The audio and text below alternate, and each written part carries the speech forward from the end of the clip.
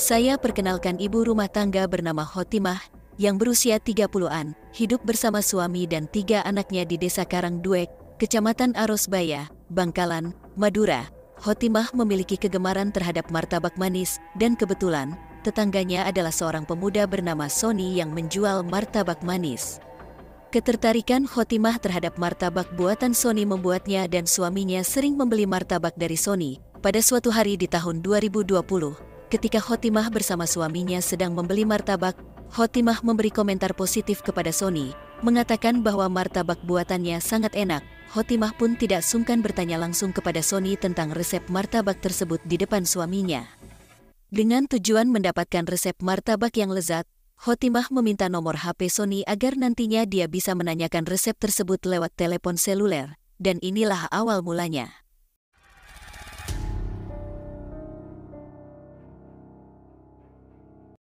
Kemudian, Khotimah seringkali menelepon Sony untuk menanyakan resep martabak dan mendapatkan tips agar martabak tidak gagal. Sony, yang berusia 20-an dan masih lajang, menjawab pertanyaan Khotimah dengan sopan, mengingat wanita itu adalah tetangganya yang merupakan seorang ibu dan sudah kepala 3, lebih tua 10 tahun dari Sony. Seiring berjalannya waktu, percakapan seputar martabak manis berubah menjadi pembicaraan yang lebih pribadi. Khotimah mulai curhat tentang pernikahannya yang tidak bahagia. Keduanya sering berkomunikasi lewat telepon seluler dan juga bertemu secara sembunyi-sembunyi untuk bercumbu dan menjalani hubungan tercela. Sayangnya, ketika suami Khotimah mengetahui aktivitas istri dengan si berondong martabak, kemarahan pria itu tak terelakkan, dan pertengkaran sengit pun tak dapat dihindarkan.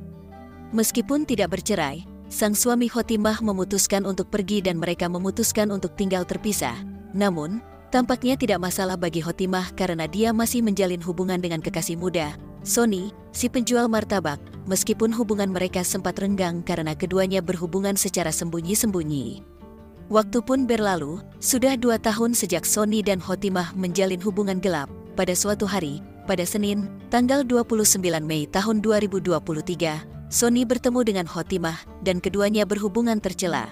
Setelah selesai, Sony pulang ke rumahnya keesokan harinya, Selasa, tanggal 30 Mei usai salat subuh. Hanifah, ibu Khotimah, mencari anaknya setelah pulang dari salat subuh, namun tidak menemukannya di kamar. Hanifah kemudian bertanya di mana Khotimah, namun tidak ada jawaban. Ibu Hanifah mencari anaknya sampai ke kar rumah dan ke kebun yang tidak jauh dari rumah. Saat menemukan mereka, Hanifah melihat pemandangan mengerikan. Khotimah tergeletak dalam kondisi terluka parah dan hampir tak bernafas. Bertempat di lokasi kejadian, kebingungan dan kejutan menyelimuti warga. Sony, penjualan martabak yang turut bersama warga lainnya, melihat langsung tubuh Khotimah di lokasi. Sony sangat sedih karena pelanggan setia martabaknya kehilangan nyawa dengan cara yang sangat tidak manusiawi. Semua orang bertanya-tanya siapa pelakunya dan bagaimana bisa melakukan sesuatu yang begitu kejam. Sony mengutarakan kebingungannya kepada warga lainnya, sementara polisi yang telah tiba segera mengamankan tempat kejadian perkara, TKP. Saat dilakukan olah TKP, warga berkerumun untuk menyaksikan, termasuk Sony. Sementara itu, jasad Khotimah dievakuasi ke Rumah Sakit Umum Daerah, RSUD, Syam Rabu Bangkalan. Hasil otopsi menunjukkan bahwa Khotimah kehilangan nyawa akibat senjata tajam di perutnya. Keluarga Khotimah berharap agar polisi dapat segera menangkap pelakunya. Khotimah akhirnya dimakamkan di tempat pemakaman umum, TPU, di desanya. Sony dan warga lainnya turut hadir dalam prosesi pemakaman. Sony terlihat begitu sedih, dimengerti karena Khotimah adalah tetangganya dan pelanggan setia martabaknya. Sementara itu, dalam mengenang Khotimah, Sony turut hadir dalam acara tahlilan yang diadakan. Bahkan, esoknya, Sony tetap hadir dalam acara tahlilan untuk memberikan penghormatan terakhir kepada Khotimah. Hasil investigasi polisi melibatkan pemeriksaan tidak hanya di kebun tempat penemuan jasad, tetapi juga di rumah Khotimah. Selama pemeriksaan, polisi menemukan adanya ceceran sperma yang menunjukkan bahwa Khotimah kemungkinan melakukan hubungan tercela sebelum hilangkan nyawanya. Namun, pihak berwajib masih mencari tahu dengan siapa hubungan tercela itu terjadi, mungkin dengan suaminya, meskipun polisi mendapat informasi bahwa pernikahan Khotimah sudah bermasalah dan mereka telah pisah rumah. Ketika polisi menginterogasi sang suami, pria itu mengonfirmasi bahwa rumah tangganya tidak harmonis, terutama setelah Khotimah terbukti selingkuh dengan Sony, pemuda penjual martabak manis. Kini, kecurigaan polisi mulai tertuju pada Sony. pada Kamis, tanggal 1 Juni tahun 2023, 3 hari setelah kematian Khotimah, polisi mendatangi rumah Sony yang tidak jauh dari rumah Khotimah. Sony merasa heran dan bingung mengapa polisi mendatanginya dengan tenang. Dia dengan tegas menyatakan bahwa tidak ada keterlibatan dirinya dalam kejadian kematian Khotimah. Selama ini, Sony hanya mengenal Khotimah sebagai tetangga dan pelanggan martabaknya. Namun, ketika polisi menghadapinya dengan pernyataan suami Khotimah yang menyatakan adanya hubungan asmara antara Sony dan Khotimah, Sony akhirnya membuka mulut dan memberikan pengakuan. Menurut pengakuan Sony, pada Senin, tanggal 29 Mei tahun 2023, dia menghubungi Khotimah dan mengajaknya bertemu di musola di rumah Khotimah menjelang dini hari. Saat bertemu, keduanya terlibat dalam hubungan tercela di musola. Setelah itu, terjadi pertengkaran di antara mereka ketika keluar dari musola dan berada di kebun. Dalam keadaan marah, Sony mengambil sebilah pisau, lalu menghujamkan pisau tersebut ke perut wanita itu. Setelah peristiwa tersebut, Sony segera meninggalkan tempat kejadian dan pergi begitu saja di tengah kebun yang gelap.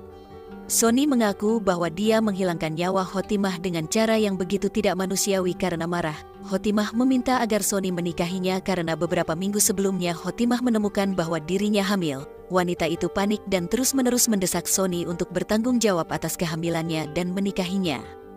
Khotimah bahkan pernah mengancam bahwa jika Sony tidak mau dinikahi, dia akan menghilangkan nyawanya. Sony tidak bersedia bertanggung jawab dan menikahi Khotimah. Sebagai respons, pemuda berusia 25 tahun ini menyusun rencana.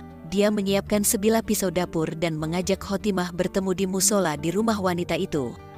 Rencananya adalah, jika Khotimah terus mendesaknya untuk bertanggung jawab, Sony akan menghabisinya setelah berhubungan tercela. Setelah berhubungan tercela, Khotimah kembali marah dan mendesak Sony untuk bertanggung jawab dan menikahinya demi sang jabang bayi.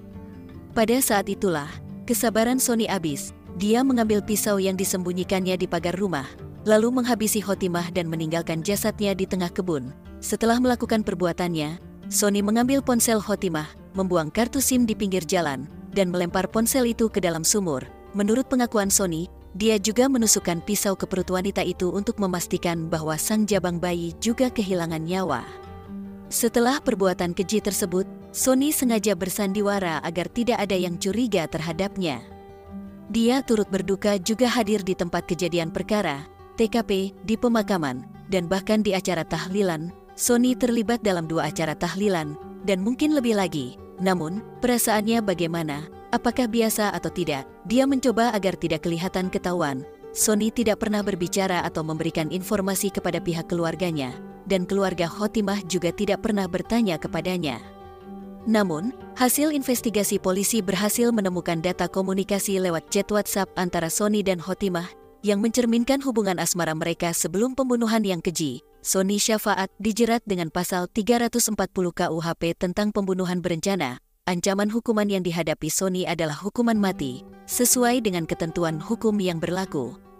Pesan yang dapat kita ambil dari kejadian ini adalah betapa pentingnya membina hubungan yang sehat dan terbuka untuk mencegah terjadinya tragedi serupa. Pesan moralnya adalah tentang pentingnya tanggung jawab, komunikasi, dan mengelola konflik secara dewasa dalam hubungan interpersonal. Bagaimana menurut kalian? Sudah sepantasnyakah hukuman yang diterima oleh pelaku? Silakan komen di bawah dan juga jangan lupa like dan subscribe.